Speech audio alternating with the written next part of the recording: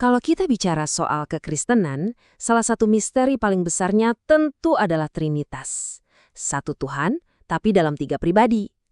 Tapi, pernah kepikiran nggak ide ini tuh datangnya dari mana? Nah, menurut sejarawan Matthew W. Bates, kuncinya mungkin ada pada sebuah cara membaca kuno yang udah lama banget terlupakan. Yuk kita bedah bareng-barang gimana keyakinan fundamental ini bisa lahir. Nah ini dia nih teka-teki utamanya. Selama berabad-abad, para teolog dan sejarawan tuh pusing mikirin ini. Gimana bisa coba? Sebuah iman yang monoteistik, yang akarnya kuat di tradisi Yahudi tentang satu Tuhan, tiba-tiba bisa menyimpulkan kalau Tuhan itu Bapa, Putra, dan Roh Kudus. Itulah yang mau kita coba pecahkan. Oke, ini peta jalan kita buat mecahin misteri ini. Pertama, kita lihat dulu masalah dasarnya, terus kita cek 4 teori utama yang ada. Setelah itu, kita akan fokus ke sebuah seni membaca yang hilang, melihat gimana sebuah drama ilahi bisa mengubah karakter jadi pribadi, dan yang paling penting, apa artinya semua ini buat kita. Oke, kita mulai dari akarnya dulu ya. Jadi, inti masalah dari doktrin Trinitas itu adalah gimana caranya mendamaikan dua hal yang kelihatannya bertentangan.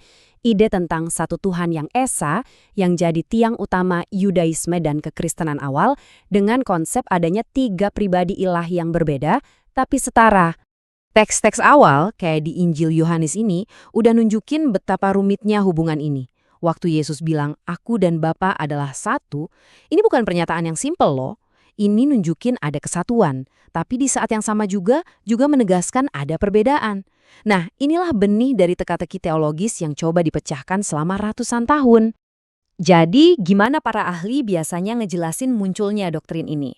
Well, ada beberapa tersangka utama yang sering banget disebut. Mari kita periksa satu persatu. Di sini kita bisa lihat ringkasan teori-teorinya. Ada yang bilang semuanya berawal dari pengalaman langsung para murid dengan Yesus. Ada juga yang bilang ini pengaruh dari filsafat Yunani yang disuntikkan ke dalam iman Yahudi. Teori lain menunjuk pada ide-ide Yahudi tentang perantara ilahi. Tapi, Bates mengajukan teori keempat yang beda banget. Sebuah seni membaca yang hilang. Dan inilah yang akan jadi fokus kita. Dan ini membawa kita ke jantung argumen buku ini, sebuah konsep yang namanya eksegesis prosopologis. Kedengarannya emang agak ribet ya, tapi percayalah, ini bisa jadi adalah kunci yang hilang dalam teka-teki sejarah Trinitas. Pertanyaannya provokatif banget kan? Gimana kalau asal-usul Trinitas itu nggak ditemukan di perdebatan filsafat yang rumit atau di peristiwa sejarah yang besar, tapi justru ada di praktek sehari-hari orang Kristen mula-mula waktu mereka membaca kitab suci? Sebuah cara membaca yang sekarang udah kita lupakan. Jadi, apa sih eksegesis prosopologis itu? Gampangnya gini, kata ini berasal dari bahasa Yunani prosopon yang artinya bisa wajah, bisa juga karakter drama. Jadi ini tuh praktek buat nyari tahu, di dalam teks ini sebenarnya siapa sih yang lagi ngomong? Para pembaca kuno ini percaya, di balik suara seorang nabi, seringkali ada dialog tersembunyi antara pribadi-pribadi ilahi. Biar gampang, coba deh bayangin kitab suci itu kayak naskah drama ilahi. Nah, dalam pandangan ini, para nabi di Perjanjian Lama itu bukan cuma sekedar penulis, mereka itu ibarat aktor yang lagi memerankan berbagai karakter dalam sebuah pementasan surgawi yang super megah. Teknik ini punya 3 langkah. Pertama, latar kenabian. Ini konteks sejarah asli si nabi.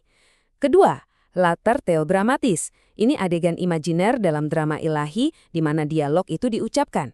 Dan ketiga, latar aktualisasi. Momen di mana ucapan itu beneran terjadi diperankan oleh karakter yang sesungguhnya. Masih bingung? Oke, kita langsung lihat contohnya aja. Coba perhatikan ayat dari Mazmur ini. Secara sejarah, ini kan keluhan Raja Daud ya. Tapi, Rasul Paulus membacanya dengan cara yang beda banget. Dia seolah-olah bertanya, tunggu dulu, di dalam drama ilahi ini, siapa sebenarnya yang mengucapkan kalimat ini? Nah, ini dia intinya. Inilah eksegesis prosopologis dalam aksinya.